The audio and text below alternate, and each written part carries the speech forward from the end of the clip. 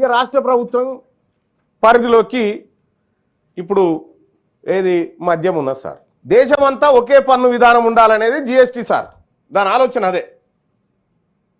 మేము 9% తీసుకుంటే మీరు 9%, మేము 5 తీసుకుంటే మీరు 5, మీరు 12 తీసుకుంటే మేము 12. పంపకాలు సమానంగా పంచుకుంటారు సార్ రాష్ట్ర ప్రభుత్వం కేంద్ర ప్రభుత్వం.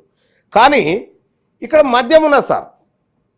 యాక్చువల్గా నేను ఒకసారి ఎక్సైజ్ అధికారులతో ఒకసారి క్లాస్ చెప్పించుకున్నాం సార్. మళ్ళా చెప్పించుకున్నటువంటి సందర్భంలో ఎంతకు తయారవుతుంది బాయ్సాప్ ఈ ఒక లిక్కర్ బాటిల్ క్వార్టర్ బాటిల్ ఎంతకు తయారవుతుంది అంటే 9 రూపాయలకు తయారవుతుంది అని చెప్తా ఉన్నాడు.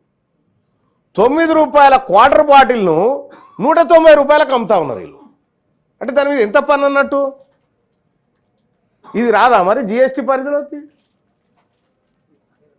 18% ఎంత టాప్ ఉంటే అంతేయండి.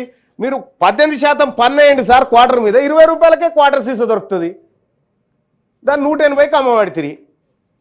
పెట్రోల్ డీజిల్ జిఎస్టీ పరిధిలోకి రావు. వాల్యూ యాడెడ్ ట్యాక్స్ దానికి.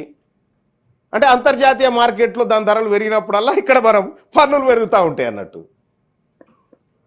తెలంగాణ రాష్ట్రంలో మద్యం తర్వాత పెట్రోల్ డీజిల్ ఉత్పత్తుల మీద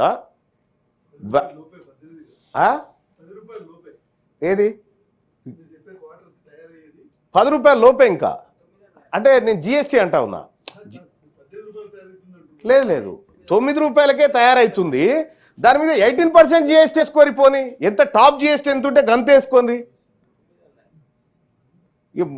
ఈ కార్యక్రమం చేపడితే సర్కార్ అడ్డం పడుతుంది ఫస్ట్. ఎందుకంటే రెవెన్యూ అంతా దీని మీదనే ఉంది కాబట్టి నేను ఏమంటానంటే కొద్దిగా చూసి ఈ వ్యాట్ పరిధిలో ఉన్నటువంటి వస్తువులను కూడా జిఎస్టీ పరిధిలోకి తేవాలి.